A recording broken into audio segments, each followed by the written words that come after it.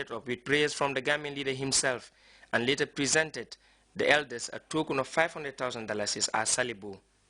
Abdunjai, Grts. Meanwhile, His Excellency the President of the Republic of the Gambia, Sheikh Professor Alhaji Dr. Yahya A.J.J. Jammeh, acting under the powers conferred on him by Section 82, subsection 1A of the Constitution of the Republic of the Gambia, has decided to exercise his prerogative of mercy on the occasion of the Holy Feast of Eid al-Fitr. In this vein, His Excellency the President has decided to pardon the following persons to be released from custodial sentence: Yahya Drame, Mam Kante, Lamin Jaite, Katim Jai, Keba Baro, Alaji Boy, Abdullah Kuyate, Usenu Kamara, Njaga Fall, Mam Yunusa Jallo, Alaji Yunusa Bari, Senegalese nationals, Ibrahima Vexkoli, Sidat Jaju and Babukar Dukure, Abdul Karim Lee, Ahmadou Tijan Jallo and Delphine Koiba, all from Guinea-Conakry, as well as Omar Ba, a Bissau Guinean, and a Liberian Darling Wama. The Youth for Agriculture and Fishing Initiative YAFI continued their tour of fishing sites with visits to the coastal villages of Tujareng, Sanyang and Gunjur. The tour, as Abdullah Baji explains, is informed by the Gambian leaders' call for young people of the country to massively take up fishing and farming as skillful enterprises. It forms an important component of not only the country's economy, but also the livelihood of hundreds of other people. The fact that fisheries sectors remain dominated by foreigners is a scenario that does not bode well for the development aspirations of the country. That was the reason why the Youth for Agriculture and Fishing Initiative, under the call of His Excellency the President, engaged young people from different fishing communities with a view to encouraging them to go to the sea.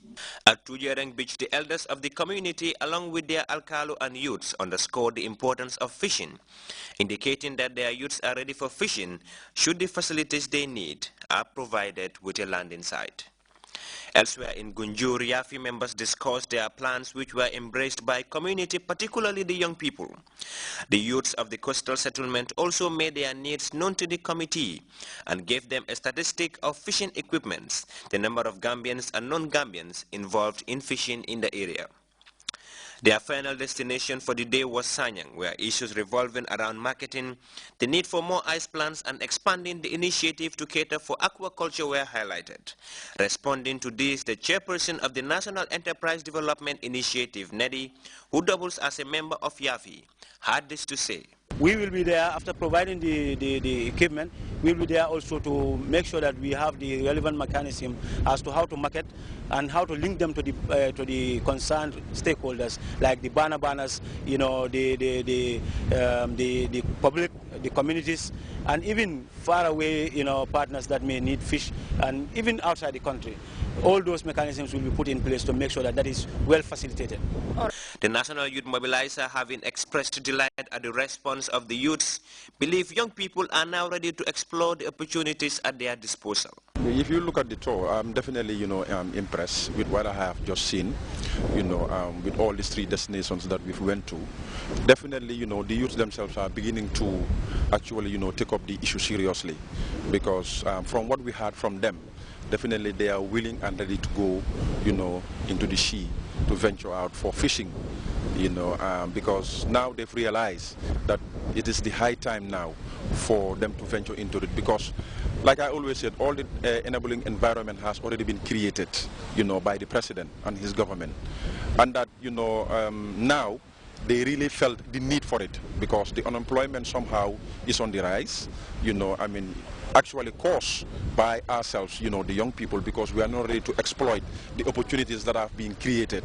So you will realize that, you will cause poverty that is being caused by oneself. Now that most young people have expressed their interest in fishing, the question of how prepared YAFI are to help them achieve their dreams was also raised. If they are showing interest, that they are ready and willing to go, and beside that they are able to come up with certain hitches or hurdles that they feel that we should really take care of, we are definitely ready to take care of that. Like I said, His Excellency the President is a man of foresight. He has already set aside $39 million just to make sure that we use this fund to facilitate the youths to go back to the land and then to also venture into sea.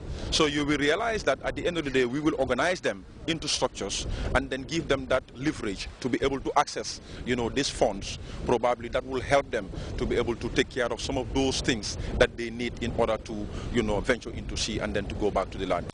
The tour of fishing sites by Yafi continues in the Greater Banjul area. Reporting for Grts News, I am Abdullah Baji. As this year's cropping season intensifies, officials of the Horticultural Technical Services Unit have been joining forces with their counterparts at the FAO to capacitize farmers in the interior. Part of this collaboration recently saw the distribution of vegetable seeds worth over $3 million and 18 metric tons of compound fertilizer to various garden schemes in the countryside. Louis Mendy picks up the rest of that story.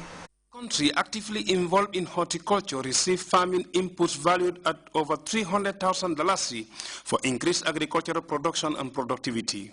The assistance was made available to them by the Food and Agriculture Organization in collaboration with the Horticultural Technical Service Unit of the Department of Agriculture, delivering the vegetable seeds, the 18 metric tons of NPK compound fertilizer, and the 480 tons of urea to beneficiaries during the countrywide exercise. Dr. Babagana Amadi, the FAO country representative, said his office is only responding to government requests for assistance following the 2011-2012 general crop failure brought about by erratic rains. The WHO country rep believed the assistance would contribute in a major way towards mitigating the impact of food shortages in households, thereby reducing cases of malnutrition. Mrs. Ami Fabre Damfa, the Deputy Director of the HTSU, challenged beneficiaries to take up vegetable production as a year-round engagement if they want to make substantial income from the business. Mrs. Fabre urged beneficiaries to loan themselves the farm inputs at affordable prices and later use the money as a revolving fund for the purpose of sustainability.